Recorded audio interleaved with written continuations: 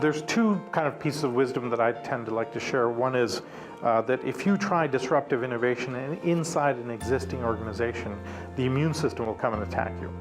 Because all of our organizations are built to resist change and withstand risk. And our counterpoint and our recommendation around this is do disruptive new ideas at the edge of the organization, pointing away. So we see this with Google X, where they have small teams going off and going to adjacent spaces for Google. Apple is actually a master at this, and that's our strong recommendation for how to think about disruptive innovation and how to leverage it. Well, it's important because the world is driven today by disruptive new ideas. In the past, when you had slow incremental ideas and it took time to kind of bring new ideas and new technologies to market, you could afford the time to think about things and how will we integrate it into our current offerings. But today, the world is moving so fast that you have no time to do that. And therefore, we have to embrace this new pattern and get used to it. And it's a muscle we've never had to exercise before. When I first started, I had absolutely no idea that I would be in this. I started as an entrepreneur, as a tech entrepreneur, built a couple of companies. Then I became the head of innovation at Yahoo, kind of by accident. Then I became the founding CEO at Singularity University, I was all of a sudden a dean. And now I'm advising the Vatican and the UN about how to think about disruptive innovation.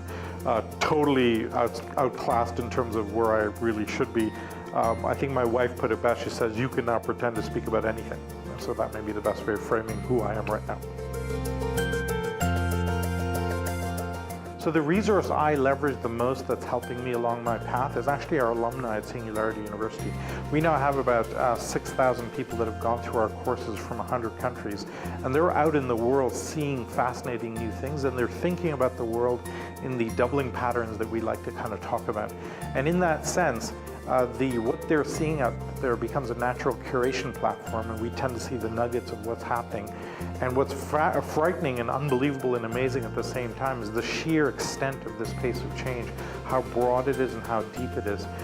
Every institution and every organization in the world needs to radically change going forward. And I've been thinking a lot about how do we think about that and how do we navigate this turbulence.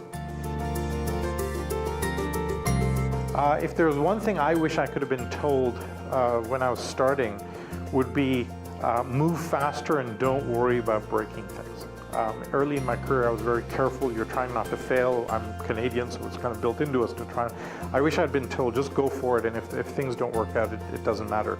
I've had some catastrophic failures, and I've learned from that when you have something like that, it's actually an opportunity to kind of leapfrog to the next level. And I've learned to embrace that and kind of even almost look forward to the massive failure points because know something more magical is coming out the other side. And I wish I'd learned that earlier on. Yeah, a mantra that guides me every day is a quote from Arthur C. Clarke, the science fiction novelist, where he said, "The future isn't what it used to be."